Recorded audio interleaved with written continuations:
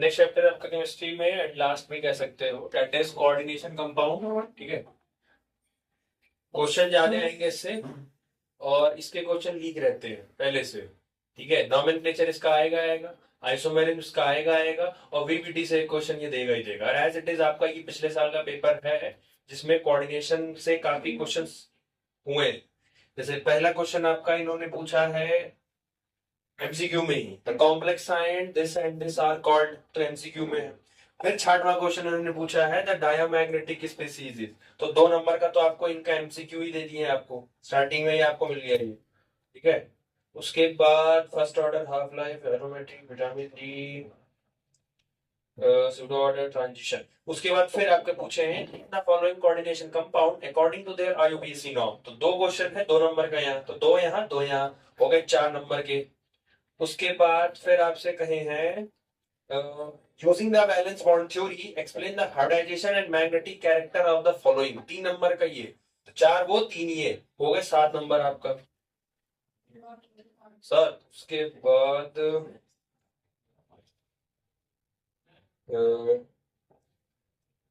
हाँ ठीक, 7 नंबर ठीक है।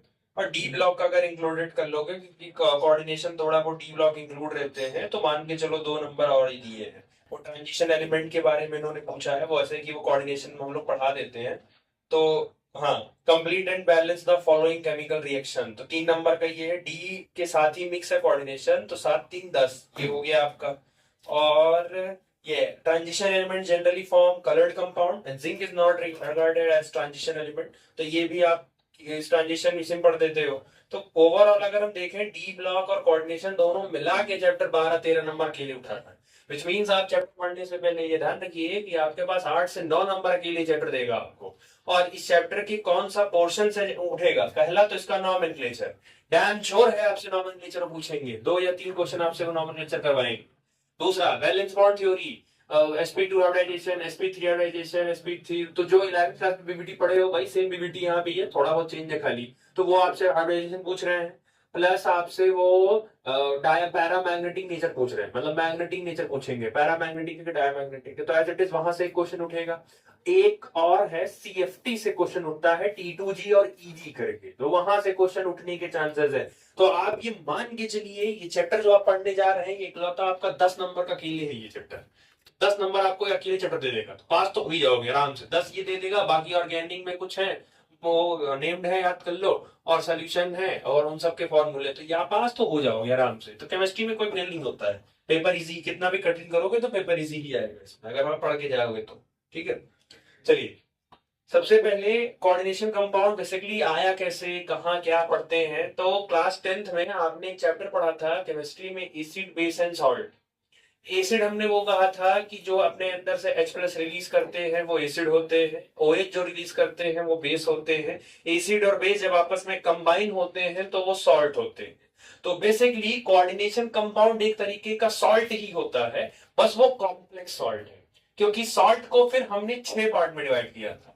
पहला था एसिडिक सॉल्ट, दूसरा था बेसिक सॉल्ट, तीसरा था नॉर्मल सॉल्ट, चौथा था डबल सॉल्ट, पांचवा था मिक्स्ड सॉल्ट, और छठवां था कॉम्प्लेक्स सॉल्ट। तो कॉम्प्लेक्स सॉल्ट ही आपका बेसिकली कोऑर्डिनेशन कंपाउंड होता है।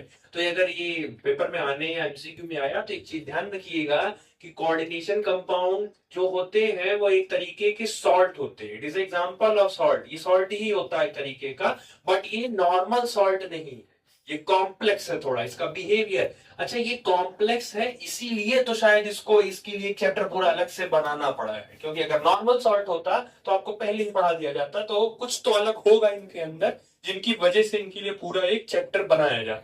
ठीक, तो कोऑर्डिनेशन कंपाउंड बेसिकली होता क्या है, कैसे पहचानोगे, तो कोऑर्डिनेशन कंपाउंड में कुछ लोग पाए जाते हैं, उनसे आप चीजें क्लियर करते हो। जैसे कोऑर्डिनेशन कंपाउंड में जो सबसे पहला आपको मिलेगा वो आपको मिलेगा मेटल, तो इनका तो होना जरूरी है, आपको मेटल मिले। दूसरा इस मेटल से अटैच्ड एलिमेंट मिलेंगे जिनको हम बोलते हैं लिंक्ड एटम, या इनको हम बोलते हैं साइड एटम। जो इनसे अटैच होंगे वो लिगैंड भी कहलाते हैं, वो एटम भी हो सकता है, वो मॉलिक्यूल भी हो सकता है, वो पॉजिटिवली चार्ज हो सकता है, नेगेटिवली चार्ज भी हो सकता है, न्यूट्रल भी हो सकता है। तो मेटल से डायरेक्टली अटैच्ड जो होते हैं उनको हम बोलते हैं लिगैंड। ठीक है, तो ये आपको बेसिकली मिल जाएंगे जो सेंट्रल मेटल को इलेक्ट्रॉन डोनेट का काम करें। अब इसको जो है आप इस चैप्टर को ऐसे समझिए, अपने दिमाग में पहले से व्यू रखिए इस चैप्टर को समझने से पहले कि आप किसी से उधार ले रहे हैं या आप किसी को उधार दे रहे हैं, वो आप सिस्टम इसमें रखिए, वन साइडेड है। केमिस्ट्री में बॉन्डिंग दो तरीके की होती थी, कोई भी एलिमेंट दो तरीके से बॉन्ड बनाता था। एक एक ने इलेक्ट्रॉन दिया, दूसरे ने इलेक्ट्रॉन गेन कर लिया, दैट इज आयोनिक बॉन्ड। एक होता था कि एक ने इलेक्ट्रॉन दिया, उसी समय दूसरे ने भी इलेक्ट्रॉन शेयर कर दिया, तो ये होता था कोवैलेंट बॉन्ड। तीसरा होता था कि जो इलेक्ट्रॉन शेयरिंग है ये वन वे चलती थी, सिर्फ एक ही लोग देंगे, सामने वाला नहीं देगा, ये होता था कोऑर्डिनेट बॉन्ड। सबसे पहला और सबसे इंपॉर्टेंट आपसे वो पूछेंगे, कोऑर्डिनेशन कंपाउंड में किस तरीके का बॉन्ड प्रेजेंट होता है, which type of bond is present in coordination compound. तो कोऑर्डिनेट बॉन्ड इसमें प्रेजेंट होता है, ये ध्यान रखिएगा, ठीक है। अब बेसिकली क्या है, कोऑर्डिनेशन कंपाउंड में आपको एक मेटल मिलेगा जिसको हम सेंट्रल मेटल एटम भी कहते हैं। उस मेटल से 4 लोग, 5 लोग, 6 लोग, 3 लोग, जितने भी लोग होंगे उस मेटल से अटैच होंगे। जो मेटल से डायरेक्टली अटैच होते हैं उनको हम लिगैंड बोलते हैं। वो अपने ऊपर या तो लोन पेयर रखेंगे, नेगेटिव चार्ज रखेंगे, वो सेंट्रल मेटल को इलेक्ट्रॉन देने का काम करते हैं। वो उनको अगर हम जुड़ रहे हैं किसी से तो हम उसको इलेक्ट्रॉन देंगे, ठीक है। तो कोऑर्डिनेशन कंपाउंड क्या है, the compound in which central metal atom is linked to a number of ions, वो आयन से भी, वो आयन भी हो सकता है और न्यूट्रल मॉलिक्यूल भी हो सकता है, by coordinate bond. Most important coordinate bond रहेगा वो, that is donation of lone pair electron by these ion or neutral molecule to the central metal ion। अब वो बोला ना लिंक्ड एटम, चाहे आयन होगा, चाहे लिंक्ड मेटल एटम, चाहे आपका नाइन होगा या लोन पेयर होगा, तो वो सेंट्रल मेटल को इलेक्ट्रॉन देगा, और जब इलेक्ट्रॉन देगा तो वहां पे एक बॉन्ड बनेगा, दैट इज कोऑर्डिनेट बॉन्ड, ठीक है। एग्जांपल आपने लिखा है, दैट इज NiCO का होल 4। एग्जांपल लिखे उसमें NiCO का होल 4। अब इसमें इस चैप्टर में ना ब्रैकेट वैकेट बहुत काम लगेगा आपको, ब्रैकेट का यूज चैप्टर में बहुत ज्यादा है। जैसे निकल आपका सेंट्रल मेटल हो गया, निकल। अच्छा एक बात और, यहां जो आप मेटल लोगे, सेंट्रल में जो मेटल बैठेगा वो हमेशा डी ब्लॉक के ही बैठेंगे, जो भी मेटल यहां बैठेगा वो हमेशा डी ब्लॉक का ही बैठेगा। इसमें दो ब्रैकेट्स का बहुत रोल है, एक तो ये बड़ा वाला ब्रैकेट जिसको हम स्क्वायर ब्रैकेट बोलते हैं, और ये इसको छोटा वाला ब्रैकेट, इसको हम गोलू वाला ब्रैकेट बोलते हैं, ठीक है, अपने ऊपर याद करने के लिए, ठीक है। तो ये बड़ा वाला ब्रैकेट आपका स्क्वायर ब्रैकेट है, पूरा कंपाउंड इनके अंदर रहेगा, उसके अंदर आपका सेंट्रल मेटल एटम रहेगा, और उसके बाद एक गोलू वाला ब्रैकेट रहेगा जिसके अंदर वो आयन या वो न्यूट्रल मॉलिक्यूल रहेगा जो सेंट्रल एटम को क्या देगा, इलेक्ट्रॉन डोनेट करेगा with the help of coordinate bond. तो सेंट्रल मेटल हो गया और इलेक्ट्रॉन डोनेट करने वाला हो गया, दैट इज गोलू वाले ब्रैकेट में ये छोटा वाला रहेगा, ठीक। Coordinate chemistry, the branch of inorganic chemistry which deals with the study of a coordination compound is known as coordination chemistry, as it is coordination compound को chemistry की जिस branch में study करेंगे आप, that is called coordination compound, ठीक। उसके बाद आता है आपका complex ion। क्या होता है, if the species formed by linking of the number of ion or molecule by coordinate bond to the central atom carry positive, negative and neutral as it is। अगर आपके पास कोई कंपाउंड है तो उस compound के ऊपर या तो पॉजिटिव ओवर बड़े वाले ब्रैकेट के एकदम बाहर, या तो उस कंपाउंड के ऊपर पॉजिटिव चार्ज प्रेजेंट है, या तो उस कंपाउंड के ऊपर नेगेटिव चार्ज प्रेजेंट है, या उस कंपाउंड के ऊपर कोई भी चार्ज प्रेजेंट नहीं है, दैट इज न्यूट्रल है। अगर ऐसे सिचुएशंस में आपको कोई भी कंपाउंड दिख रहा है, then this is known as complex molecule, या वो एक तरीके का कॉम्प्लेक्स कंपाउंड होगा। अभी जब आप पूरा चैप्टर पढ़ लोगे तो कंपाउंड देख के बता दोगे वो कॉम्प्लेक्स कंपाउंड है या वो नॉर्मल कंपाउंड, ठीक है। सेकेंड आता है आपका टाइप्स ऑफ कॉम्प्लेक्सेस, 3 तरीके के होते हैं। एक होता है कैटाइनिक कॉम्प्लेक्स, दूसरा होता है एनाइनिक कॉम्प्लेक्स, तीसरा होता है न्यूट्रल कॉम्प्लेक्स। 3 तरीके के होते हैं। एंड मोस्ट इंपॉर्टेंट, अगर आप कैटाइनिक, एनाइनिक और न्यूट्रल को डिफरेंशिएट नहीं कर पाए तो आप नॉमेनक्लेचर नहीं कर पाएंगे, क्योंकि कैटाइनिक का नॉमेनक्लेचर अलग तरीके से होता है, एनाइनिक कॉम्प्लेक्स का नॉमेनक्लेचर अलग तरीके से होता है, और न्यूट्रल का कॉम्प्लेक्स का अलग तरीके से है। तो अगर सबसे पहले जब भी आपको कंपाउंड दिया जाएगा कि इसका नाम लिखो, तो पहले तुम्हारी रिस्पॉन्सिबिलिटी यही होगी, पहला नंबर, कि पहले छांटो कि वो कैटायनिक कॉम्प्लेक्स है कि एनायनिक कॉम्प्लेक्स है कि न्यूट्रल मॉलिक्यूल है। तो आपको पहले ये छांटना पड़ेगा। अब जैसे कि वो कह रहे हैं कैटायनिक, जैसे ये कंपाउंड है, इस कंपाउंड के ऊपर कोई चार्ज नहीं है, ना पॉजिटिव है ना नेगेटिव है, तो ये जो कॉम्प्लेक्स है, ये कॉम्प्लेक्स आपका न्यूट्रल कॉम्प्लेक्स है, क्योंकि इसके ऊपर कोई चार्ज बेसिकली नहीं प्रेजेंट है। दूसरा, आपके पास प्रेजेंट है FeCN का होल 6 और ब्रैकेट के बाहर आपका प्रेजेंट है -4। तो अब आप ये चेक करो कि Fe आयरन जो है, आयरन इसमें हो गया सेंट्रल मेटल, उसको इलेक्ट्रॉन डोनेट करने वाला कौन है? Cn। और अगर आपको पता हो तो Cn पर कितना चार्ज होता है? एक माइनस होता है, Cn पर एक माइनस है, और एक माइनस का मतलब है एक इलेक्ट्रॉन एक्स्ट्रा है, तो टोटल 6 माइनस है, इसका मतलब है 6 इलेक्ट्रॉन एक्स्ट्रा है। वही 6 इलेक्ट्रॉन वो किसको देगा? आयरन को देगा, और आयरन डी ब्लॉक का एलिमेंट है, तो सेंट्रल एटम हो गया। अटैच्ड जो भी आयन मॉलिक्यूल है वो हो गया, दैट इज कॉल्ड लिगैंड इसको बोलते हैं। और पूरे कंपाउंड के ऊपर नेगेटिव चार्ज प्रेजेंट है, इसका मतलब है ये एग्जांपल आपका एनायनिक कॉम्प्लेक्स का हो गया। तो सबसे पहले आपको यही छांटना ही है कि कंपाउंड आपका कैटायनिक है कि एनायनिक। ठीक है। दूसरा हो गया आपका Cu, बड़े वाले ब्रैकेट में, फिर Cu, फिर गोलू वाले ब्रैकेट में NH3 का होल 4 और ओवरऑल +2। तो पूरे कंपाउंड के ऊपर आपका +2 है। ठीक है, तो ये हो गया आपका कैटायनिक कॉम्प्लेक्स, ये हो गया आपका कैटायनिक कॉम्प्लेक्स। ठीक, समझ आया? क्लियर हो गया? तो तीन तरीके के आपके पास प्रेजेंट है। पहला है कैटायनिक, ऐसा कॉम्प्लेक्स जिनके ऊपर पॉजिटिव चार्ज हो, that is called cationic complex, देख के पता चल जाएगा जब करोगे कंपाउंड। दूसरा है एनायनिक कॉम्प्लेक्स, ऐसे कंपाउंड जिनके ऊपर नेगेटिव चार्ज प्रेजेंट होते हैं, दैट इज वो एनायनिक कॉम्प्लेक्स हो गए। और ऐसे जिनके ऊपर कोई चार्ज नहीं प्रेजेंट होता है, दैट इज आपका न्यूट्रल कंपाउंड या न्यूट्रल कॉम्प्लेक्स हो। ठीक, समझ आ गया? चलो, ये हो गया आपका कॉम्प्लेक्स, टाइप्स ऑफ कॉम्प्लेक्सेस हो गए, कैटायनिक, एनायनिक और न्यूट्रल हो गए। उसके बाद जो मोस्ट इंपॉर्टेंट में रख सकते हो, अगर पूछना होगा तो एक नंबर में डिफरेंस पूछेगा, what is the difference between double salt and complex salt. क्योंकि डबल सॉल्ट और कॉम्प्लेक्स सॉल्ट दोनों देखने में एक जैसे ही होते हैं, बच्चा जब एक नजर में दोनों को देखता है तो उसके लिए दोनों सेम ही होता है। डबल सॉल्ट का मतलब है कि जब दो नॉर्मल सॉल्ट आपस में मिलते हैं, that is K2SO4 dot Al2SO4 का होल थ्राइस डॉट 24H2O। ये जो फॉर्मूला है ये फिटकिरी का फॉर्मूला है, पोटासियम का फॉर्मूला है ये। बच्चा जब इसको देखता है तो वो रहता है ये तो बड़ा कॉम्प्लेक्स है, ये मतलब ये भी एक कॉम्प्लेक्स कंपाउंड ही होगा। देखने से कॉम्प्लेक्स नहीं लगना चाहिए, आपको देखने से लग रहा हो तो वो कॉम्प्लेक्स है, वो वाला नहीं करना है। जैसे इंग्लिश के पेपर में हम करते हैं, बैठाते हैं जो बैठ जाए वो सही लग रहा है स्टेटमेंट, तो यही होगा। तो वो नहीं करना है कि देखने से आपको लग रहा है कि हाँ कंपाउंड तो कॉम्प्लेक्स होगा, ऐसा नहीं है। क्राइटेरिया दोनों की अलग अलग है, आप पहचानोगे कैसे कॉम्प्लेक्स कंपाउंड? और इनके में डिफरेंस ये होता है, आप दोनों को पानी में डिजोल्व करिए। जब आप दोनों को पानी में डिजोल्व करोगे तो डबल सॉल्ट जो होगा वो अपने आप को पूरा तोड़ लेगा, डबल सॉल्ट एक एक हिस्सा उसका टूट जाएगा। जैसे K2SO4 टूट जाएगा, अपने आप में K2SO4 टूट जाएगा, K प्लस और SO4 दो माइनस, ये टूट जाएगा। Al2SO4 ये भी टूट जाएगा पानी के अंदर, तो Al प्लस 3 और SO4 दो माइनस, ये भी टूट जाएगा। 24H2O एज इट इज, ये भी आपका आगे चल के टूट जाएगा, H प्लस और OH माइनस।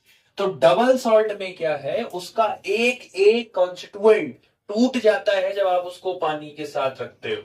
लेकिन कॉम्प्लेक्स सॉल्ट में ऐसा नहीं होता है। कॉम्प्लेक्स सॉल्ट में क्या है, जो बड़े वाले ब्रैकेट के अंदर होते हैं, अभी सिर्फ याद करो, जो बड़े वाले ब्रैकेट के अंदर होते हैं वो साथ ही मिलेंगे, बड़े वाले ब्रैकेट के जो बाहर मिलेंगे वही टूटेंगे। खाली 4 पोटेशियम है, तो जब टूटता है ये, तो ये टूटता है 4K प्लस और प्लस, ये नहीं टूट पाता है, ये अभी भी ऐसे FeCN का होल 6 ये एज इट इज अभी भी रह जाता है, ये नहीं टूट पाता है। अच्छा, इसके ऊपर प्लस है तो सामने वाले के ऊपर क्या आएगा?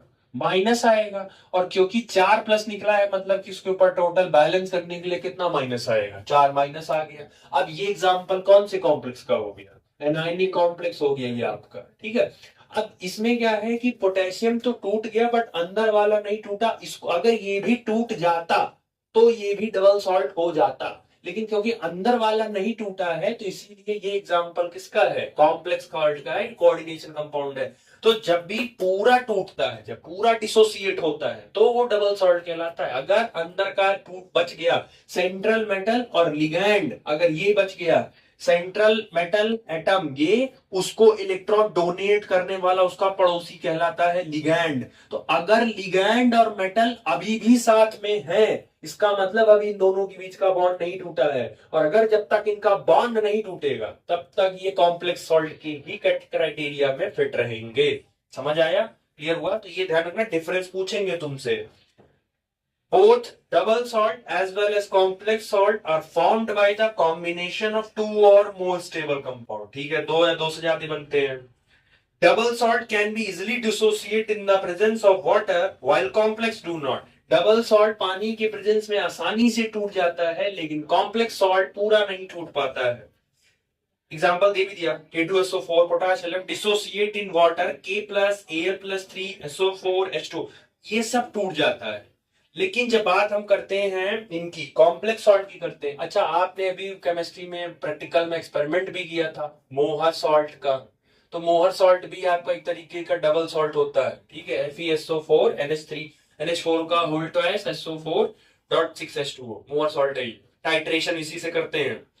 कॉम्प्लेक्स सॉल्ट में आपने एग्जांपल ये फ्रेम किया है कि इसको जब आप पानी के साथ रिएक्शन कराते हो तो ये पूरा नहीं टूट पाता है क्योंकि ये हिस्सा अभी भी रह गया, जब तक ये नहीं टूटेगा तब तक पूरा डिसोसिएशन नहीं माना जाएगा और ये दैट्स व्हाई ये कंपाउंड जो है ये कॉम्प्लेक्स कंपाउंड हो जाता है। ठीक, तो क्योंकि ये आयनाइज नहीं हुआ, सरल शब्दों में अगर कहा जाए तो आयरन और साइनाइड आयनाइज नहीं हुए, टूटे नहीं, जब तक ये आयनाइज होके अलग अलग नहीं होंगे तब तक वो डबल के अंदर क्राइटेरिया में नहीं आएंगे।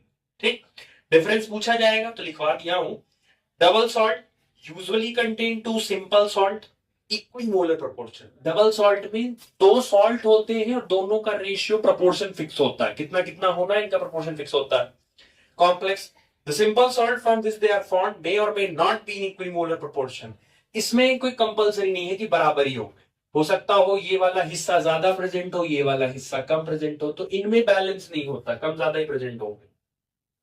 Double salt exists only in solid state as it is और complex exist in solid and aqueous, दोनों में exist करता है। Double salt they are ionic compound and they do not contain any coordinate।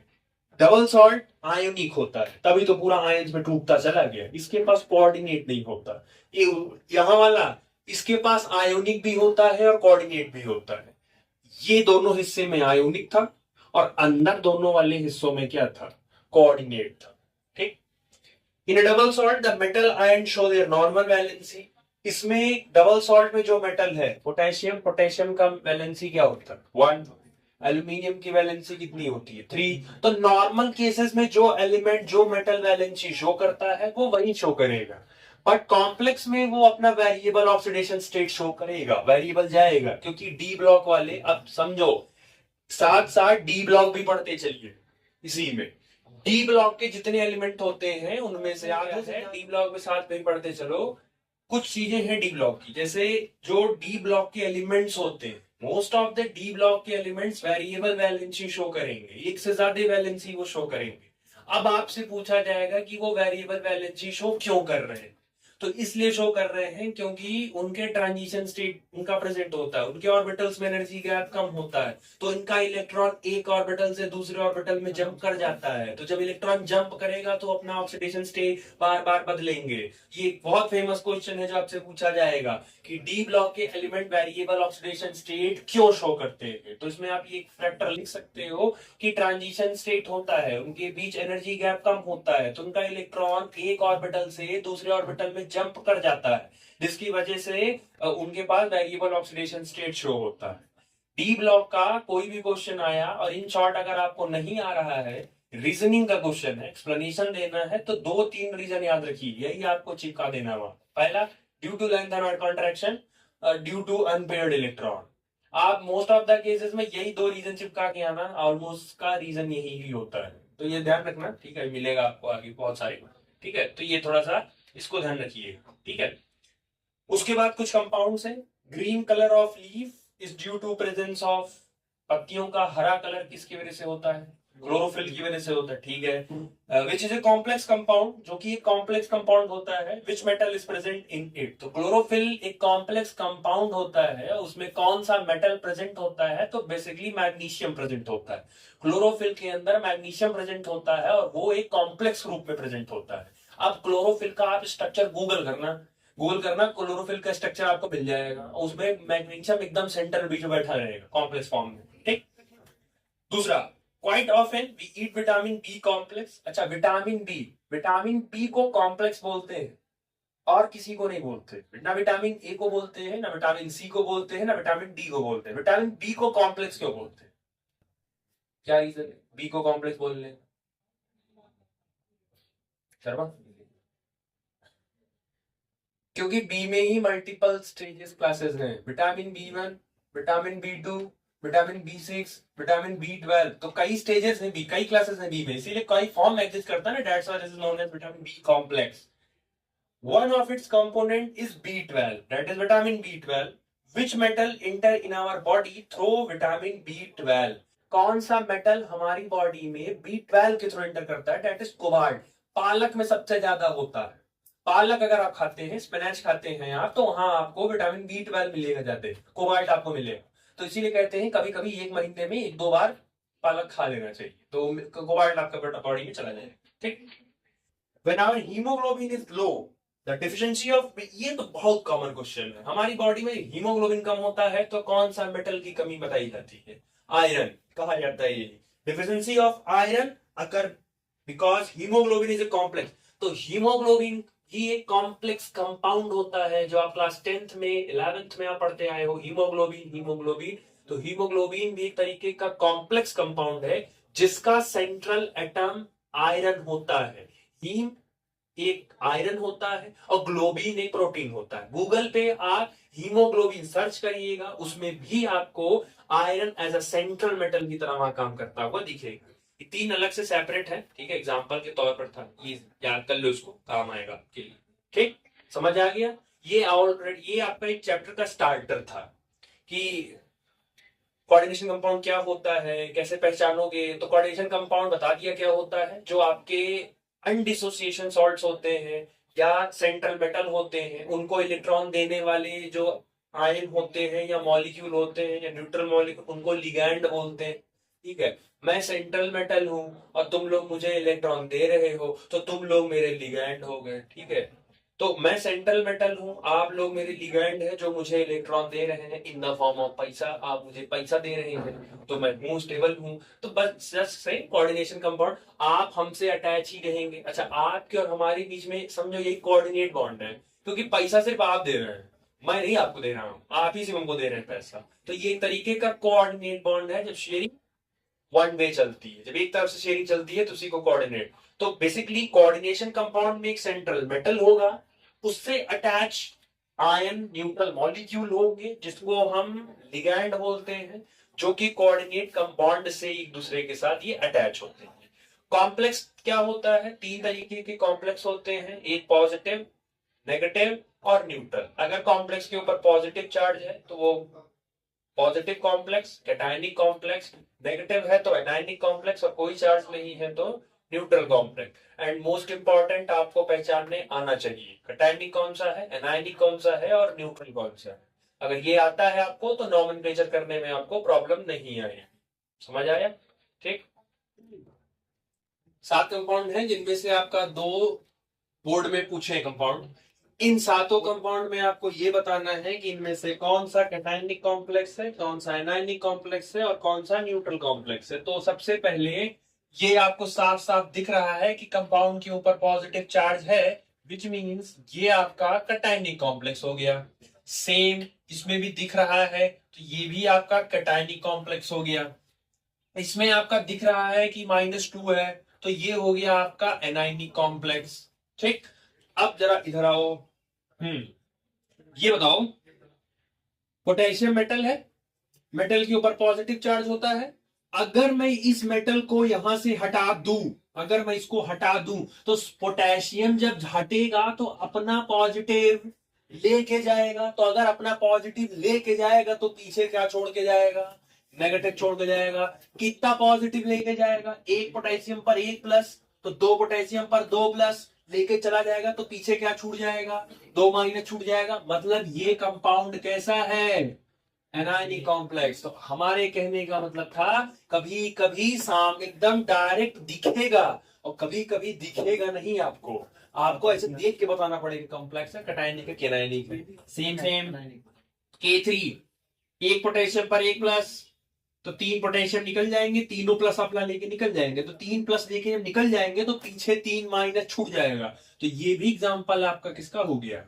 Anionic complex का। समझ आ गया? तीसरा देखो। अच्छा, बड़े वाले ब्रैकेट के बाहर ही देखना है आपको, अंदर नहीं बाहर ही देखना है आपको। तो इधर तो है, हाँ इधर है।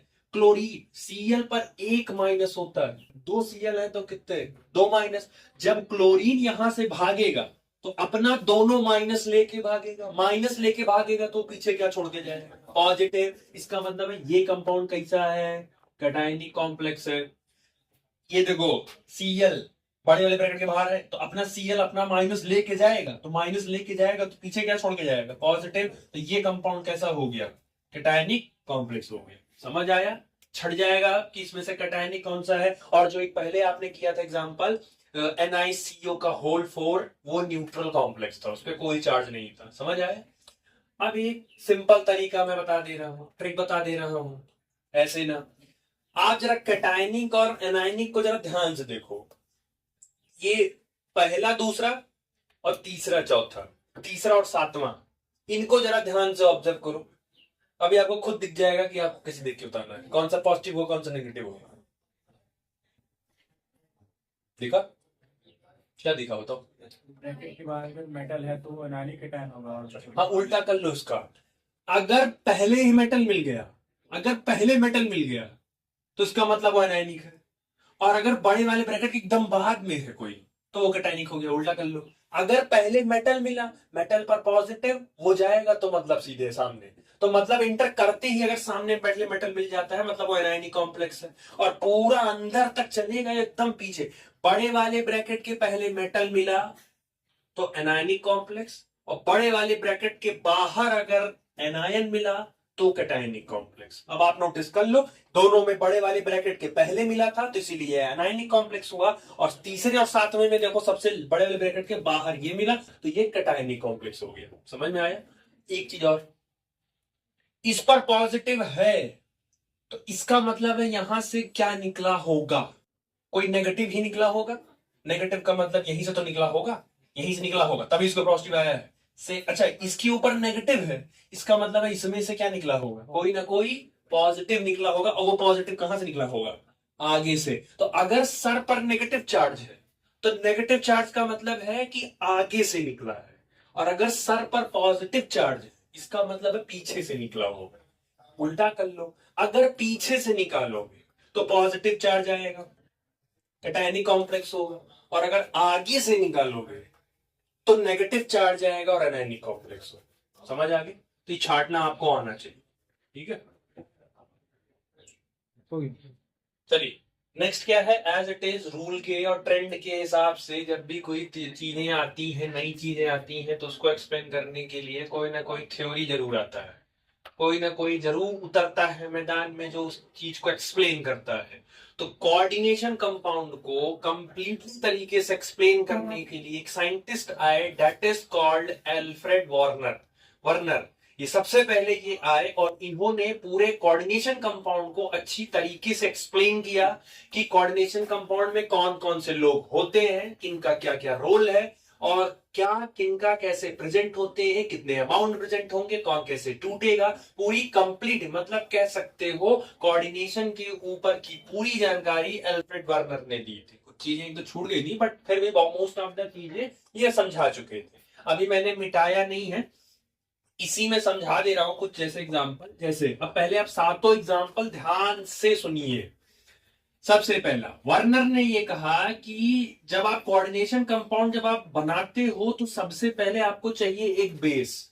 तो बेस के तौर पर होता है सेंट्रल मेटल एटम जो कि होता है डी ब्लॉक के एलिमेंट। तो आप सातों एग्जांपल में एक चीज नोटिस करो, जिंक, कोबाल्ट, कोबाल्ट, कोबाल्ट, निकल, chromium, most of the cases में आपको जिंक डी ब्लॉक के एलिमेंट ही मिलेंगे।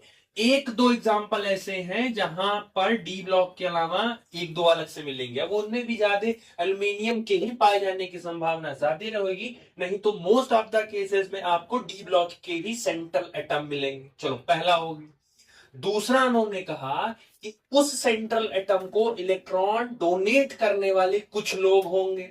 तो अब वो कुछ लोग नेगेटिव भी एनायन भी हो सकते हैं, वो लोग न्यूट्रल भी हो सकते हैं जो सेंट्रल को इलेक्ट्रॉन डोनेट करेंगे। तो सेंट्रल को जो इलेक्ट्रॉन डोनेट करेगा उसको बोलते हैं लिगैंड। मैं सेंट्रल एटम हूं, आप लोग लिगैंड हैं, आप लोग हमको पैसा दे रहे हैं, तो मैं सेंट्रल हूं, आप मुझे पैसा दे रहे हैं, इलेक्ट्रॉन दे रहे हैं, तो आप लोग हमारे लिए लिगैंड हो गए। तो OH एक तरीके का लिगैंड है। C2O4 अभी याद करते चलो, मेमोरी यहीं तेज करते चलो। OH हाइड्रोक्सिल, एक OH पर एक माइनस होता है, ये लिगैंड है। C2O4 ऑक्सलेट आयन, ये भी एक लिगैंड है। NH3H2OCl, तीनों बड़े वाले ब्रैकेट के अंदर जितने लोग मिलेंगे सेंट्रल एटम को छोड़ के सब के सब लिगैंड बनेंगे। तो बड़ा वाला ब्रैकेट उसके अंदर सेंट्रल मेटल एटम, इसको छोड़ के जितने लोग हैं वो सब के सब क्या कहलाएंगे? लिगैंड। सेंट्रल मेटल को छोड़ दो, कोबाल्ट को छोड़ दो, ये दोनों आपके क्या कहलाएंगे? लिगैंड हो गए। NH3 same same. CO इसमें भी लिगैंड कहलाएंगे। Ni इसमें लिगैंड तुम्हारा Cn हो गया, इसमें लिगैंड तुम्हारा Cl2 और En का होल्ड है। सब En क्या होता है वो सब आगे भी पढ़ोगे। तो लिगैंड समझ में आया। वर्नर ने एक्सप्लेन कर दिया था कि सेंट्रल से जो भी इलेक्ट्रॉन देगा सेंट्रल को वो लिगैंड कहलाएगा। अब लिगैंड भी कई तरीके के, मोनोडेंडेट अभी है, सब आगे है, बट समझ लीजिए। मोनोडेंडेट जो सिर्फ एक इलेक्ट्रॉन देगा, डाइडेंडेट जो दो इलेक्ट्रॉन दे सकता है, और एम्बीडेंडेट जो एक साथ दो लोग इलेक्ट्रॉन दे सकते हैं। जैसे आपको बताया गया था एम्बीडेंट न्यूक्लियोफाइल, दो मुआ सांप हैं, दोनों लोग कोई भी दे सकता है, सेम वैसे ही। तो अभी आपको टाइप्स ऑफ लिगैंड भी पढ़ाया जाएगा कि कितने तरीके के लिगैंड होते हैं, कौन कौन से लिगैंड होते हैं, कब कहां कौन से लिगैंड यूज होंगे सब, और सभी लिगैंड के नाम अलग अलग। जैसे अगर बेसिक की बात की जाए, फ्लोरीन का नाम तो फ्लोरीन होता है, लेकिन जब ऐसा ब्रांच यूज करते हो तब उसका नाम आप फ्लोरो लिखते हो, क्लोरो लिखते हो। वैसे जब लिगैंड को ऐसा नाम यूज करोगे तो नाम चेंज हो जाएगा। ठीक, तो एक तो चीजें उन्होंने ये बताई। दूसरा, वो एक एक्सपेरिमेंट किए, उन्होंने एक एक्सपेरिमेंट किया, और एक्सपेरिमेंट करने के बाद उन्होंने एक चीज नोटिस की और उन्होंने एक चीज ऑब्जर्व किया कि जो कोऑर्डिनेशन कंपाउंड होता है वो पूरा नहीं टूट रहा है, उसमें कुछ लोग ऐसे हैं जो टूट जा रहे हैं और कुछ लोग ऐसे हैं जो पूरा नहीं टूट रहे हैं, कुछ लोग रह जा रहे हैं, पूरा नहीं टूट पा रहे हैं। तो इस बेसिस पर उन्होंने ये कहा कि कोऑर्डिनेशन कंपाउंड्स के पास या कॉम्प्लेक्स कंपाउंड के पास दो तरीके की वैलेंसी होती है। एक कहलाती है प्राइमरी वैलेंसी, जिसको हम प्राइमरी लिंकेज बोलते हैं, और दूसरी कहलाती है सेकेंडरी वैलेंसी, जिसको हम सेकेंडरी लिंकेज भी बोलते हैं। जस्ट एन एग्जांपल, K4FeCN का होल 6, इसको क्या किए, इसको उन्होंने सबसे पहले एज इट इज इसको डिसोसिएट किया। तो जब इसको डिसोसिएट किया तो पोटेशियम तो निकल गया तुरंत, K+ में चला गया, प्लस ये तो डिसोसिएट किया नहीं, तो ये एज इट इज FeCN का होल 6 और इसके ऊपर 4 माइनस, ये आ गया, ये डिसोसिएट नहीं किया। उन्होंने कहा कि किसी भी कोऑर्डिनेशन कंपाउंड में दो तरीके की वैलेंसी होती है, जो सेंट्रल मेटल है वो दो तरीके से वैलेंसी शो करता है। जैसे मैं सेंट्रल हूं तो मेरे पास दो तरीके के बच्चे हैं, पहले वो जो सिर्फ काम पढ़ने पर ही रहेंगे, काम उनका काम हुआ निकल लिए, काम खत्म उनका, और दूसरा वो जो लास्ट मोमेंट तक साथ रहेंगे, वो नहीं हटेंगे, वो नहीं टूटेंगे। सेम ऐसे ही कोऑर्डिनेशन कंपाउंड में दो तरीके के, पहले वो जो तुरंत आयोनाइज हो जाएंगे, तुरंत छोड़ देंगे कंपाउंड को। तो इसमें K4 छोड़ दिया, तुरंत आयोनाइज होके वो अलग हो गया, ये कहलाती है प्राइमरी वैलेंसी। ये कहलाएगी प्राइमरी वैलेंसी, जो तुरंत काम हो गया, छोड़ दिया तुरंत। दूसरा कहलाता है सेकेंडरी वैलेंसी। सेकेंडरी वैलेंसी ये है पूरा Cn, ये पूरा है FeCl, ये इन दोनों ने एक दूसरे के साथ नहीं छोड़ा अभी भी। तो जो सेंट्रल मेटल का साथ नहीं छोड़ेगा, वो डिसोसिएट होने के बाद भी वो उसके साथ है, वो कहलाएगी सेकेंडरी वैलेंसी। आयरन के साथ पोटेशियम भी था और आयरन के साथ साइनाइड भी था, लेकिन पोटेशियम ने आयरन का साथ छोड़ दिया तो पोटेशियम बन गया प्राइमरी वैलेंसी। और प्राइमरी वैलेंसी आयनाइजेबल होती, वो आयनाइज होके अलग हो जाएगी। लेकिन इसी आयरन के साथ Cn भी था, उस Cn ने आयरन का साथ नहीं छोड़ा, तो Cn क्या बन जाएगा? सेकेंडरी वैलेंसी, नॉन आयनाइजेबल, वो नहीं अलग होगा। तो अल्फ्रेड ने दो तरीके की वैलेंसी डिस्क्राइब कर दी, that is primary valency ionizable होती है, secondary valency that is non ionizable होती है। समझ आ गया? ठीक। Werner's theory of coordination compound. Alfred Werner, a Swiss chemist, was first. Yeah. Alfred Werner, a Swiss chemist, was the first to formulate his ideas about the structure of coordination compound. As I say, कि सबसे पहले coordination compound का idea इन्होंने formulate किया था। He prepared and characterized a large number of coordination compound. इन्होंने बहुत सारे कंपाउंड की स्टडी की and studied their physical and chemical behavior. बहुत सारों का chemical physical इन्होंने पढ़ा। Behavior by simple experiment technique, कुछ experiment technique इन्होंने यूज किया।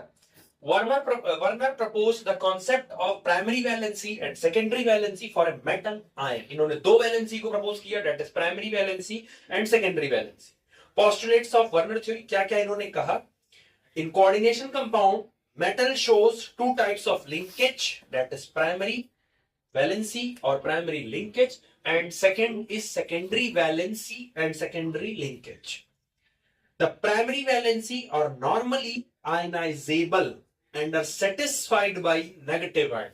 जो प्राइमरी वैलेंसी होती है वो निकल जाती है, आयनाइज हो जाती है, और जब अपना खुद निकल जाती है तो पीछे नेगेटिव चार्ज को छोड़ के जाती है ताकि सामने वाला बैलेंस रहे, डिसबैलेंस ना हो। The secondary valency are non ionisable, तो जो सेकेंडरी वैलेंसी होंगी वो मेटल का साथ नहीं छोड़ेंगे मरते दम तक, ठीक। And these are satisfied by neutral molecules और बाय नेगेटिव आयन, और वो न्यूट्रल मॉलिक्यूल या नेगेटिव आयन पे ही वो छोड़ेंगे। The secondary valency is equal to the coordination number and is fixed for a metal atom. अब ये इंपॉर्टेंट है, अब यहां से एक नया टर्म आया, कोऑर्डिनेशन नंबर। ये कह रहे हैं कि जो सेकेंडरी वैलेंसी होती है वो नॉन आयनाइजेबल है, वो तो टूट के जाने नहीं वाले, तो ये जो सेकेंडरी वैलेंसी होती है वही कोऑर्डिनेशन नंबर भी होती है। मतलब कि इस कंपाउंड का कोऑर्डिनेशन नंबर 6 होगा, क्योंकि 6 Cn है और ये 6 Cn इसको छोड़ के जाएंगे नहीं, तो इस कंपाउंड का जो कोऑर्डिनेशन नंबर है वो Cn 6 होगा। कोऑर्डिनेशन नंबर क्या होता है? वही सेम सेकेंडरी वैलेंसी है, वो नंबर जो या वो लिगेंड जो नॉन आयनाइज हो रहे हैं, वो आयनाइज, वो मेटल को छोड़ के नहीं जा रहे हैं, वो पूरे कलेक्टिवली नंबर को ही बोलते हैं कोऑर्डिनेशन नंबर, ठीक। The ion group bound by the secondary linkage to the metal have characteristic spatial arrangement corresponding to different coordination number. इनके साथ जो लोग अटैच हैं ये कैसे रहेंगे, उनके साथ सबका अपना अपना अलग अलग अरेंजमेंट होता है। जैसे पीछे आपने एग्जांपल देखा था, एक एग्जांपल आपने देखा था जिसमें H2O भी था लिगेंड और जिसमें NH3 भी था लिगेंड, दोनों लिगेंड थे। तो अब वो दोनों कैसे रहेंगे वो अपना अपना अरेंजमेंट उनका डिसाइड होता है, वो VPT अभी एक्सप्लेन करेगी कि दोनों लोग कैसे कहां रहेंगे, सब एक्सप्लेन वो लोग करते हैं, ठीक है। तो ये इसमें ध्यान रखिएगा। अच्छा, एल्फ्रेड ने एक एक्सपेरिमेंट और किया था जो एनसीईआरटी ने एक्सप्लेन की है, मैं डायरेक्टली समझा दे रहा हूं क्योंकि इतना तो आपसे नहीं पूछा जाएगा कि ये प्राइमरी और सेकेंडरी वैलेंसी ये पता कैसे किए थे, ये जनरली पता कैसे किए थे। तो एक्चुअल क्या हुआ, ये रिएक्शन करवाए थे, हाँ प्राइमरी और सेकेंडरी वैलेंसी क्या नहीं प्राइमरी वैलेंसी वो जो आयनाइजेबल है, जो टूट के निकल जाएगी, नॉन आयनाइजेबल जो सेंट्रल मेटल को नहीं साथ छोड़ेगी वो सेकेंडरी वैलेंसी है। सेकेंडरी वैलेंसी हमेशा बड़े वाले ब्रैकेट के अंदर मिलेगा। डायरेक्ट याद रख लो, बड़े वाले ब्रैकेट के अंदर जो भी मिलेगा वो सेकेंडरी वैलेंसी है, बड़े वाले ब्रैकेट के जो बाहर मिलेंगे वो प्राइमरी वैलेंसी। डायरेक्ट ऐसे याद रखो। अब वो चाहे ब्रैकेट के पहले मिल जाएंगे चाहे ब्रैकेट के बाद मिल जाएंगे, तो ब्रैकेट के बाद और पहले वाले प्राइमरी वैलेंसी होती, वो निकल जाएंगे तुरंत। लेकिन जो ब्रैकेट के अंदर फंस गए एक बार, तो वो फिर बाहर नहीं निकल पाएंगे। मम्मी के पास एक बार फंस गए, मैच खेलने गए थे, मम्मी कहीं आओ जरा काम है वापस चले जाना, तो ये एक बार अगर घर गए अंदर तो फिर वापस नहीं बाहर निकल पाओगे, तो वो सेकेंडरी वैलेंसी है। और अगर बाहर ही हो तो बाहर ही रहोगे, निकल जाओगे। ठीक है, तो डायरेक्ट याद करना चाहो कि ब्रैकेट के बाहर इधर और इधर, मतलब या तो यहां होगा या तो यहां होगा, यहां वाले प्राइमरी वैलेंसी होते, ब्रैकेट के अंदर वाले सेकेंडरी वैलेंसी होते हैं, वो किसी कीमत पर छोटेंगे नहीं। ठीक, अच्छा ये पता कैसे किए थे, एक्सपेरिमेंट कैसे किए थे वो? तो एक्सपेरिमेंट वो बेसिकली जब किए, वो बेसिकली प्रेसिपिटेशन रिएक्शन करवाए थे। तो प्रेसिपिटेशन रिएक्शन करवाने के बाद उन्होंने एक चीज देखा कि जब 1 मोल COCl3.6NH3 जब इसका रिएक्शन उन्होंने करवाया तो उन्होंने एक चीज नोटिस किया। देखो प्रोडक्ट तो निकलेगा ही निकलेगा, लेकिन मैं सिर्फ बाई प्रोडक्ट मेन प्रोडक्ट बता रहा हूं। तो 3 मोल ऑफ AgCl निकला। अच्छा, एनसीईआरटी ने सबके कलर दिए हैं अलग अलग, आप कलर याद करके जाइएगा। अगर 6NH3 है तो येलो कलर का है, यही जब 5NH3 हो जाए पर्पल कलर का हो जाएगा, 4NH3 पे ये ग्रीन हो जाएगा, और 4NH3 पे ये वायलेट भी है। तो थोड़ा सा ये याद करके जाना, कलर पूछेंगे आपसे। सेम 1 मोल COCl3 और यहां देखो 5NH3 हो गया, फिर यहां पे भी वही सेम है, यहां 4NH3 हो गया और COCl3। ठीक है, चलो 2 का करो अभी, समझ आ जाएगा। ये हो गया 2 मोल AgCl और ये हो गया 1 मोल AgCl। अब पहले इसको समझो क्या है, कैसे क्या कराए। इसके पहले एक रिएक्शन था आपका जो उन्होंने करवाया था,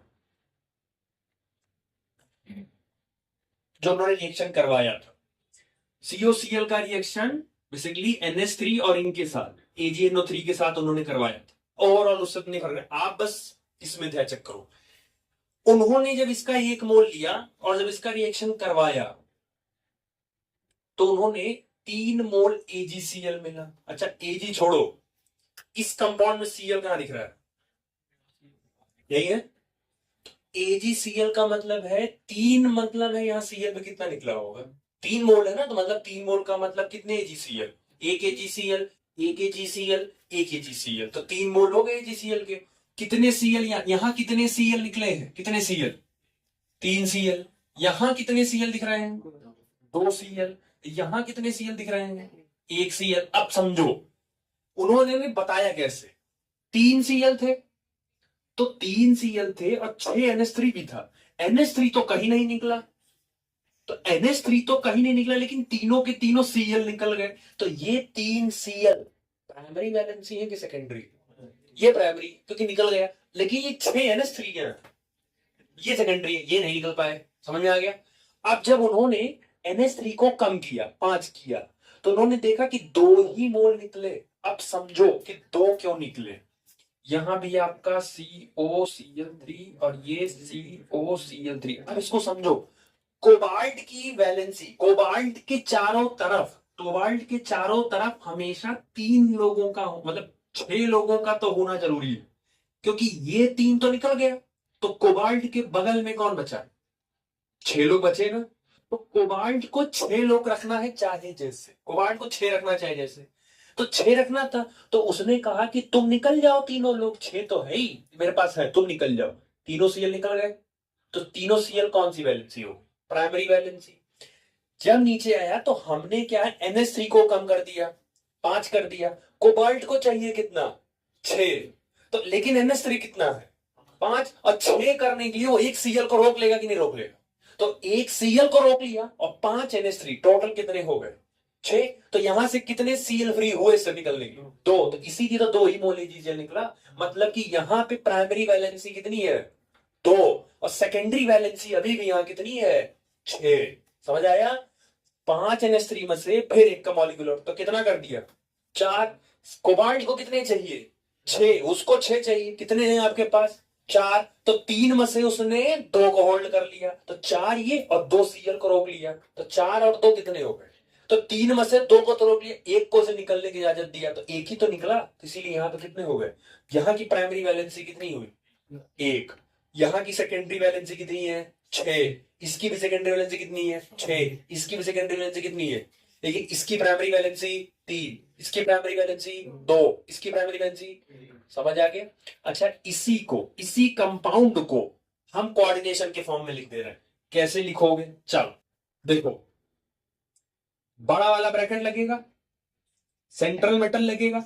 अब मुझे ये बताओ, ये तीनों Cl प्राइमरी वैलेंसी है कि सेकेंडरी वैलेंसी है, प्राइमरी है ना, और Cl है, तो Cl नॉन मेटल है, तो ब्रैकेट के आगे की ब्रैकेट के पहले आगे, और प्राइमरी वैलेंसी है, तो इसका मतलब है NH3 सेकेंडरी वैलेंसी है, तो सेकेंडरी वैलेंसी हमेशा ब्रैकेट के अंदर कितने हैं 6, तो O6 बड़ा वाला ब्रैकेट और Cl3। आप समझ आया? यही था। अब सुनो, प्राइमरी वैलेंसी यही तो है, यही तीनों Cl निकल जाएंगे। अच्छा, 3 Cl निकल गया तो 3 माइनस लेके निकल जाएगा, तो पीछे क्या छोड़ जाएगा 3 प्लस। एग्जाम्पल किसका हो गया, कैटायनिक कॉम्प्लेक्स का आ गया। अब जरा दूसरे वालों के लिए लिखो, ये इनके लिए लिखो जरा, तो इनके लिए हो गया CONH3। अच्छा, कितने NH3 है 5, तो 5, 3 में से 2 ही निकला, मतलब एक को रोक लिया, मतलब एक Cl भी अंदर रहेगा, लिगैंड एक अंदर रहेगा, फिर ब्रैकेट लगाओ और बाहर कितने Cl रहेंगे 2, Cl2 हो गए। इसकी प्राइमरी वैलेंसी देखो कितनी हो गई 2, क्योंकि यही 2 बाहर निकलेंगे इसलिए वही 2 निकला। अब जरा तीसरे वाले पे आओ, तो तीसरे वाले में CO NH3 और NH3 का कितना होल 4, 3 में से 2 को होल्ड कर लिया, तो अंदर क्या हो गया Cl2 और बाहर कितने हैं Cl। आप समझ आ गए? प्राइमरी वैलेंसी सेकेंडरी वैलेंसी, तो इसमें प्राइमरी वैलेंसी कितनी है 3, इसमें प्राइमरी वैलेंसी कितनी है 2, इसमें प्राइमरी वैलेंसी कितनी है 1। समझ आ गया? देखो 6, इसकी सेकेंडरी वैलेंसी कितनी है 6, 5 और 1 6, इसकी सेकेंडरी वैलेंसी भी 6 है, 4 2, इसकी भी सेकेंडरी वैलेंसी ये भी 6। समझ आया? Secondary valency is equal to coordination number, तीनों का कोऑर्डिनेशन नंबर कितना है 6। समझ आ गया? कैटायनिक एनायनिक न्यूट्रल अलग हो जाएगा, प्राइमरी सेकेंडरी छट जाएगा। ये सब जब छाट छोट लोगे तभी आगे बीबीटी और CFT में कर पाओगे, नहीं छाट नहीं आएगा तो करोगे क्या? समझ आया? छाट छूट लोगे ना, ठीक। चलिए, अब कुछ आपके बेसिक टर्म्स है, some important terms used in coordination compound. कुछ को टर्म्स है इसमें जिनकी क्लियरिटी आपकी होनी चाहिए ताकि आपको करने में आसानी रहे। पहला टर्म है आपका लिगैंड, जो कि बार बार बता दिया आपको। लिगैंड क्या है, द डोनर एटम। अच्छा, एग्जांपल लिख लो तो याद रहेगा समझाने में भी और समझने में भी। K4 FeCN का होल 6, एक ये ले लो और एक और ले लो CONH3 का होल 6 और Cl, इसको 5 कर लो, एक Cl रोक लो। 2 तरीके की एग्जांपल हो गई है। ऊपर वाला कौन सा कॉम्प्लेक्स है एनायनिक है, और नीचे वाला आपका कैटायनिक है, ठीक। लिगैंड, सबसे पहला लिगैंड क्या होता है, the donor atom molecule anion which donate a pair of electron to the metal atom or ion and form coordinate bond with it called ligand। Ligand वो होता है जो सेंट्रल एटम के साथ इलेक्ट्रॉन को डोनेट करता है और उनके साथ कोऑर्डिनेट बॉन्ड बना लेता है, उनको बोलते हैं लिगैंड। दूसरे सेंट्रल एटम, एटम क्या होते हैं, मेटल एटम क्या होते हैं, द मेटल एटम और ion to which these ligands are attach. Ligand जिस मेटल से अटैच होते हैं, जिस एटम से अटैच होते हैं, वो एटम कहलाता है सेंट्रल मेटल एटम। आप हमसे अटैच, तो आपके लिए सेंट्रल एटम मैं, आप किसी और से अटैच है, जैसे पड़ोसी वाले बच्चे उनसे अटैच है तो वो उनके लिए सेंट्रल एटम है, मेरे वाले मुझसे अटैच है, संदीप सर वाले मुझसे अटैच है। तो जिनका जो लिगैंड है, जिनका लिगैंड जिनसे अटैच हो रहा है वो उनके लिए सेंट्रल एटम है। तो आपका सेंट्रल एटम में हुसैन सर के लिए उनके बच्चे हो गए, संदीप सर के लिए उनके बच्चे हो गए। ठीक, तो ये ध्यान रखिए। लिगैंड्स में be simple ions such as chlorine minus. Ligand simple भी हो सकता है, जैसे क्लोरीन, ब्रोमीन, आयोडीन। नॉर्मल जो आप क्लास 9 10th में एनायन पढ़े हैं, नॉर्मल सिंपल वाले, वो भी हो सकते हैं। स्मॉल मॉलिक्यूल जैसे H2O और NH3 भी एक तरीके का लिगैंड है। अब कैसे लिगैंड है? H2O में ऑक्सीजन होता है और ऑक्सीजन के पास 2 लोन पेयर होता है जो इलेक्ट्रॉन को डोनेट कर सकता है। तो H2O can be act as ligand, लेकिन H2O के ऊपर कोई भी चार्ज नहीं है, तो H2O कैसा लिगैंड होगा? न्यूट्रल लिगैंड होगा। NH3 में नाइट्रोजन प्रेजेंट है और नाइट्रोजन के ऊपर एक लोन पेयर प्रेजेंट होता है, तो वो भी दे सकता है, तो वो भी लिगैंड बन सकता है। और उसके ऊपर भी कोई चार्ज नहीं, तो NH3 भी एक तरीके का न्यूट्रल लिगैंड। ठीक। Large molecule that is ethylene diamine NH2CH2CH2। तो आप बार बार इसको नहीं लिखेंगे, इसीलिए इसको शॉर्ट फॉर्म में ऐसे लिखा दिया जाता है। अभी थोड़ी देर पहले मिला था। तो इथेन डाइएमीन इतना बड़ा, या NH2CH2CH2 NH2 इतना बड़ा बार बार नहीं लिख सकते कंपाउंड में, तो उसको रिप्रेजेंट शॉर्टकट में EN करके कर दिया जाता है। EN का मतलब ये होता है वो रीजन पूरा कर लिया, एथिलीन डाइएमीन कर लिया एक साथ तरीके से। ठीक। और even macromolecule such as protein, यहां तक कि प्रोटीन भी अपने आप में एक तरीके का लिगैंड होता है। ठीक। Most common donor atom in ligand are nitrogen and oxygen. Common sense है, क्योंकि ऑक्सीजन के पास 2 लोन पेयर हैं और नाइट्रोजन के पास 1 है, तो ये लोग देने के लिए हमेशा रेडी रहते हैं कि आओ हम इलेक्ट्रॉन आपको डोनेट कर देंगे। तो सबसे ज्यादा कॉमनली यही होते हैं। Ligands are Lewis base. Lewis base क्या होते थे याद है? जो डोनेट करते थे वो लिविस बेस होते थे और जो एक्सेप्ट करते थे वो लिविस एसिड। तो ये बताओ, लिगैंड तो लिविस बेस हो गया क्योंकि ये इलेक्ट्रॉन को डोनेट कर रहा है, लेकिन सेंट्रल मेटल एटम ये लिविस एसिड हो गया क्योंकि ये इलेक्ट्रॉन को, मैं लिविस एसिड हूं क्योंकि मैं पैसा ले रहा हूं, आप पैसा डोनेट कर रहे हो, तो आप लिविस बेस हो गए। ठीक, अपने ऊपर रखो तो याद रहेगा आराम से। चलिए, टाइप्स ऑफ लिगैंड 3 तरीके के हैं। पहला है यूनिडेंडेट लिगैंड, दूसरा है डाइडेंडेट लिगैंड, तीसरा है polydentate ligand. Unidentate, if only one donor atom is present, मतलब सिर्फ एक ही लोग दे सकते हैं। जैसे क्लोरीन माइनस सिर्फ क्लोरीन दे सकता है, ब्रोमीन माइनस सिर्फ ब्रोमीन दे सकता है, आयोडीन माइनस सिर्फ आयोडीन दे सकता है, NH3 में सिर्फ इलेक्ट्रॉन कौन डोनेट करेगा? सिर्फ कौन देगा? नाइट्रोजन ही दे सकता है ना, हाइड्रोजन तो दे नहीं सकता है। H2O, इसमें इलेक्ट्रॉन सिर्फ दे कौन सकता है? ऑक्सीजन ही दे सकता है। तो जिस लिगैंड में देने वाला एटम सिर्फ एक ही होगा वो क्या कहलाए? यूनिडेंडेट। इसलिए नाम ही इसका भी पड़ा यूनी का मतलब सिंगल, तो यूनिडेंडेट का मतलब है जहां पर इलेक्ट्रॉन कोई एक ही दे रहा होगा, तो वो यूनिडेंडेट कहलाएगा। दूसरा आता है डाइडेंडेट, नाम से ही क्लियर है। डाइडेंडेट का मतलब हो गया कि उसमें टोटल 2 लोग प्रेजेंट होंगे इलेक्ट्रॉन देने वाले।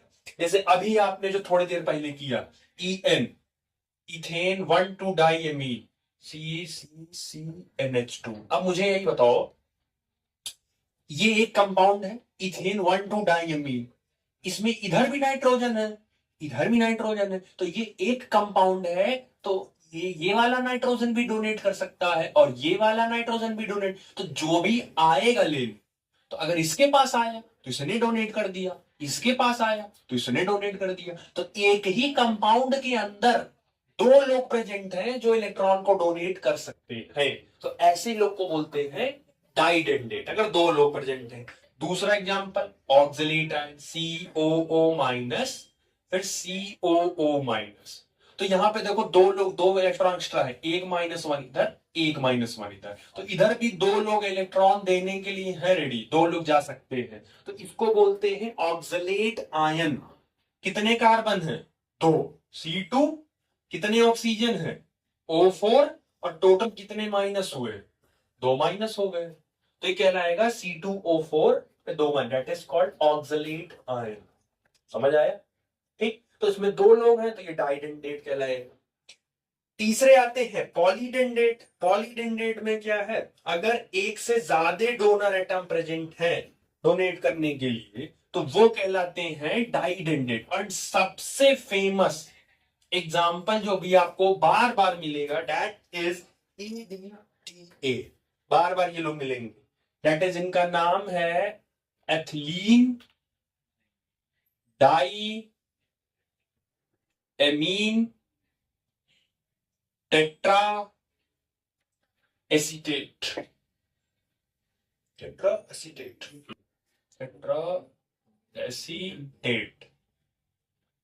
अब समझो, नाम तो बहुत बड़ा है, लिखने में आपको आएगी प्रॉब्लम, याद करने में। चलो, एथिलीन ये एक कंपाउंड है, डाईएमीन ये एक दूसरा हुआ, टेट्रा अलग हुआ, एसीटेट अलग हुआ।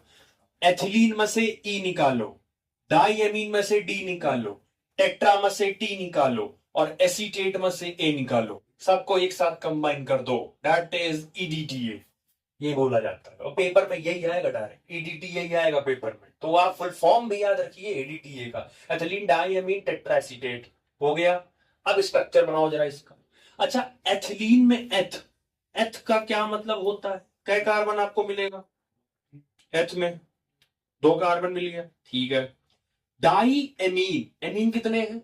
दो, एमीन का मतलब होता है NH2, तो दो मिलेंगे इसमें भी, मतलब एक एन इससे जोड़ो, एक एन इससे जोड़ो। अब बाकी जो कार्बन की वैलेंसी पूरी बच रही है उनको आप किससे पूरी कर दो?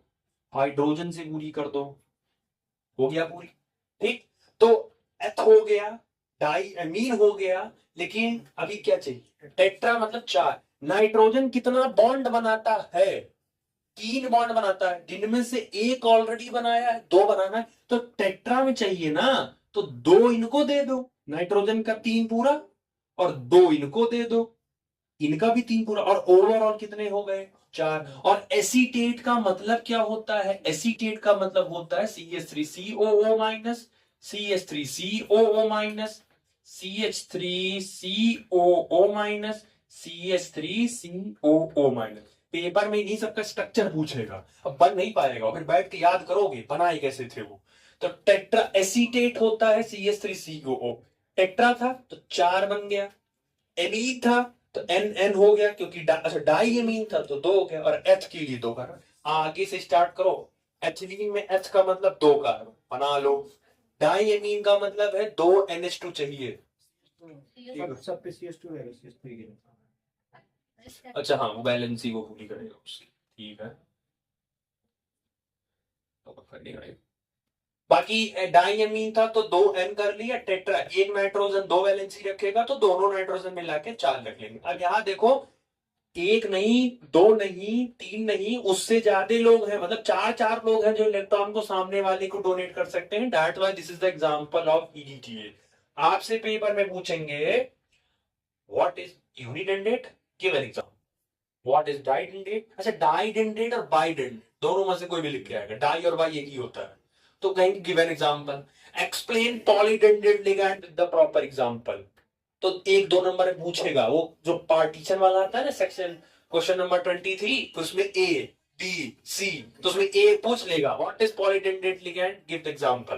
तो आपको लेके पूरा बनाना पड़ेगा, तो वही है ना, लास्ट टाइम पेपर में फिर याद नहीं आएगा। तो एग्जांपल याद रखिएगा, Cl Br NH3 H2O, ये यूनिडेंडेट होते हैं। ऑक्सलेट आयन और इथेन 1,2 डाइएमीन, ये डाइडेंडेट है। और EDTA एथिलीन डाइएमीन टेट्राएसीटेट, ये आपके पॉलीडेंडेट वाले, ठीक। नेक्स्ट आता है आपका एम्बीडेंडेट लिगैंड। एम्बीडेंडेट लिगैंड का मतलब है unidentate ligand containing more than one coordinating atom are called, मतलब कि ये होते तो यूनिडेंडेट ही, लेकिन एक टाइम पर कोई एक ही देगा। अब वो आपके डिसाइड कर लो, मतलब हैं दो लोग देने वाले, लेकिन एक टाइम पे कोई एक ही देगा। अब कौन देगा? वो जो देगा उसी के नाम पे पूरा, मतलब इनके पास पॉसिबिलिटी है। अब दोनों अलग अलग रहेंगे, सेम नहीं रहेंगे, दोनों अलग अलग एलिमेंट है। क्योंकि कुछ बच्चे फिर पूछते हैं तो फिर डाइडेंडेट और एम्बीडेंडेट में डिफरेंस क्या होगा? तो डाइडेंडेट में देने वाले एटम सेम है, लेकिन एम्बीडेंडेट में देने वाले एटम अलग अलग रहेंगे, दो अलग अलग एलिमेंट आपको मिलेंगे वहां। जैसे NO2, तो NO2 को जब आप एक्सपैंड खोलोगे तो दो स्ट्रक्चर बनेगा। पहला N डबल बॉन्ड O, और ये एक तो स्ट्रक्चर ये बने। तो अगर नाइट्रोजन देगा इलेक्ट्रॉन मेटल को, एक कंडीशन तो ये बनेगा। दूसरी कंडीशन ये है, ऑक्सीजन ने इलेक्ट्रॉन दे दिया,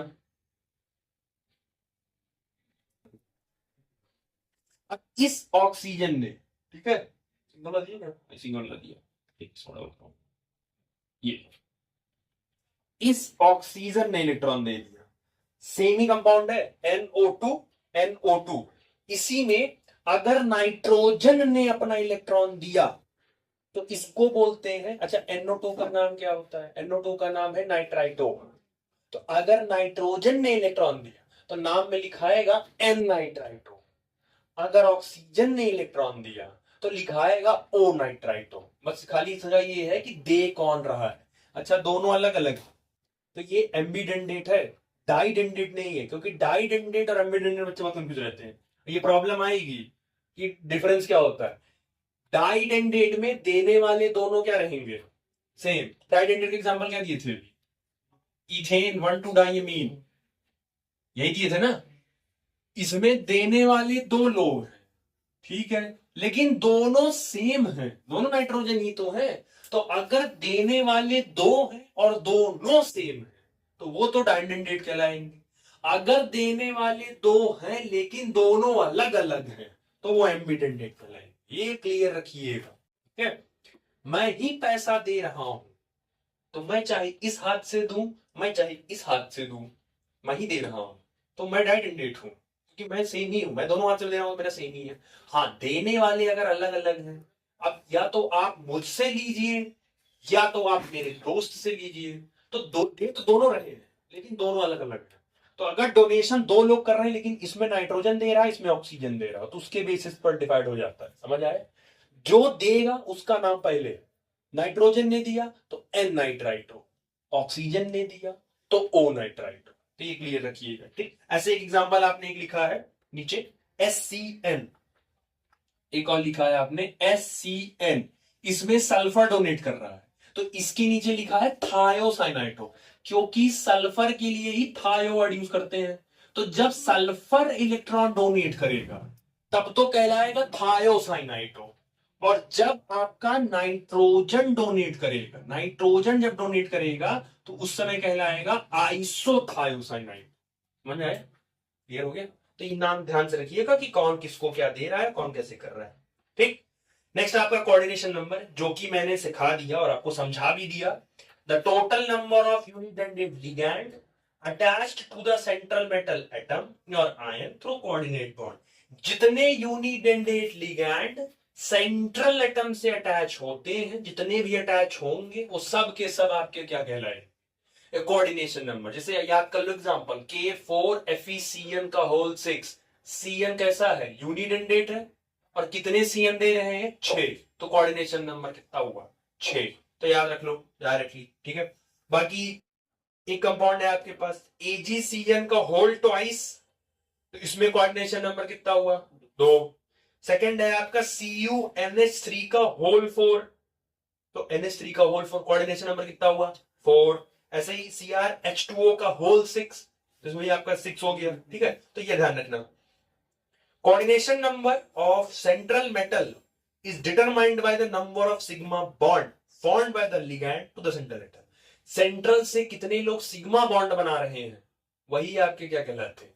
कोऑर्डिनेशन नंबर। जो लोग सिग्मा बनाएंगे वही कहलाएंगे, पाई वाले नहीं कहलाएंगे। अभी पाई बनेगा आगे, लेकिन आगे बनेगा, यहां नहीं बनेगा, ठीक। उसके बाद आता है आपका as it is coordination sphere. अब ये सब कुछ है नहीं, वो जो दोनों बड़ा वाला ब्रैकेट है उसी को बोलते हैं कोऑर्डिनेशन स्फीयर, जो आप बड़ा वाला ब्रैकेट लगा रहे हो उस बड़े वाले पूरे ब्रैकेट के अंदर जो लोग होते हैं उस ब्रैकेट को ही बोलते हैं। चलो अभी ये इसमें एक आपने लिखा एग्जांपल चौथा वाला, उसमें थोड़ा सा डाउट होगा तो क्या करना है, देखो थोड़ा सा बैक नॉलेज जाओ। C2O4, C2O4 आपका यही था, ये COO -1 और COO-1, इसी को बोले हो C2O4 कंबाइन -2। तो इलेक्ट्रॉन जब ये एक मॉलिक्यूल तो एक मॉलिक्यूल के ऊपर 2 माइनस है, मतलब कि इससे दो लोग, 2 सिग्मा बनेगा कि नहीं बनेगा? तो एक मॉलिक्यूल से कितने सिग्मा बने? 2 सिग्मा बने। तो 3 मॉलिक्यूल से कितने सिग्मा बने?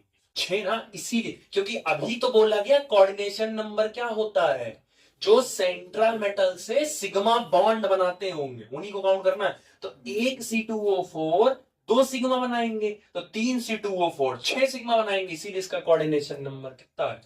6। तो ये थोड़ा सा ध्यान रखिए, ठीक। चल उसके बाद आपका आता है coordination sphere. The central atom, the ligand which are directly attached to it and enclosed in a square bracket and collectively known as coordination sphere. Central atom को कोऑर्डिनेशन लिगैंड को, इनको एक साथ रख के बड़े वाला स्क्वायर ब्रैकेट लगा के कलेक्टिवली इनको एक साथ सबको क्या बोला जाता है, मतलब कि square bracket plus central atom plus ligand, तीनों को एक साथ मिला के क्या नाम दिया गया है? कोऑर्डिनेशन स्फीयर, ठीक। उसके बाद आता है आपका counter ion. The ionisable group are written outside the bracket are called counter ion. Simple, जो बड़े वाले ब्रैकेट के बाहर मिलते हैं उनको हम बोलते हैं काउंटर आयन, क्योंकि वो एक्चुअल बैलेंस कर रहे होते हैं। जैसे Cl निकल गया तो अपना माइनस लेके जाएगा, तो पीछे क्या छोड़ के आएगा? पॉजिटिव। तो काउंटर आयन था ना वो। तो जो बाहर वाले होते हैं जो चले जाते हैं, या तो वो पहले लिखाएंगे या तो वो बाद में लिखाएंगे, तो वो बेसिकली कहलाते हैं कोऑर्डिनेट, क्या बोलते हैं, काउंटर आयन। जैसे जो एग्जांपल लिखे हो उसमें मान लो K4 FeCN6 K4 क्या कहलाएगा? Counter ion. अब ये या तो बड़े वाले ब्रैकेट के पहले मिलेगा और या तो बड़े वाले ब्रैकेट के बाद मिलेगा। आयरन इसमें क्या है? सेंट्रल मेटल है। Cn इसमें क्या है तुम्हारा? लिगैंड है। तो काउंट ये स्क्वायर ब्रैकेट सेंट्रल मेटल और लिगैंड, इन सबको एक साथ मिला के हम बोलते हैं कोऑर्डिनेशन स्फीयर, और जो बाहर बैठा होता है उसको बोलते हैं काउंटर आयन, ठीक। उसके बाद आता है तुम्हारा coordination polyhedral. The spatial arrangement of the ligand atom which are directly attached to the central atom or and is called coordination polyhedral। अब ये तो आगे, ये जब VBT पढ़ोगे तब जानोगे कि जब भी आपको याद भी होगा, मेटल से जब भी लोग अटैच होते थे तो अपना अपने टेट्राहेड्रल में अटैच हो रहा है, कोई ट्राइगोनल बाई पिरामिडल में अटैच हो रहा है। VBT अगर वहां पिछले साल वाली याद होगी, पेंटागोनल बाई पिरामिडल पे अटैच हो रहा है। तो एटम स्पेस में अलग अलग अरेंजमेंट लेके अटैच होते हैं, कोई स्क्वायर प्लेनर से अटैच हो रहा है। तो अभी VBT जब एक्सप्लेन करेंगे तो वहां अलग अलग अरेंजमेंट बताएंगे, वो बेसिकली वो वही समझा रहा है, ठीक। नेक्स्ट आता है आपका charge on the complex ion. तो अब ये चार्ज और ऑक्सीडेशन, इसको चलो कराते हैं, क्योंकि आपको बेसिकली अब चार्ज याद होनी चाहिए, कुछ लोगों का चार्ज याद होना चाहिए। जैसे अच्छा कुछ बेसिक्स में भी है, जैसे जितने न्यूट्रल होते हैं उनके ऊपर कोई चार्ज नहीं होगा। जैसे H2O न्यूट्रल लिगैंड, कोई चार्ज नहीं होगा। CO कोई चार्ज नहीं होगा। NH3 कोई चार्ज नहीं होगा। हाँ, chlorine, bromine, iodine, CN, OH, इन सब के ऊपर एक एक माइनस होता है। ऑक्सलेट, इनके ऊपर एक माइनस होता है। जितने ऑर्गेनिक EDTA पे कितना माइनस होगा? 4 माइनस, क्योंकि 4 माइनस था। और ऑक्सलेट आयन पर 2 माइनस है। फ्लोरीन पर 1 माइनस, क्लोरीन पर 1 माइनस, ब्रोमीन पर 1 माइनस, साइनाइड पर 1 माइनस, OH पर 1 माइनस, H2O 0, NH3 0, CO 0। तो ऐसे कुछ मिलेंगे जिनके चार्ज आपको 11th क्लास में रेडॉक्स रिएक्शन पढ़ा था, वहां X निकालते थे मेटल का वैल्यू, वो निकालते थे ऑक्सीडेशन नंबर। बस वही जो वहां रेडॉक्स में किए हो डिट्टो यहां आपको फिर से एक बार करना है रेडॉक्स वाला। समझ आए? तो कल बेसिकली हो जाएगा और कल ही आपका नॉमेनक्लेचर भी करा देंगे, तो आपके लिए प्रॉफिट हो जाएगा। इतना रिवाइज कर लेना।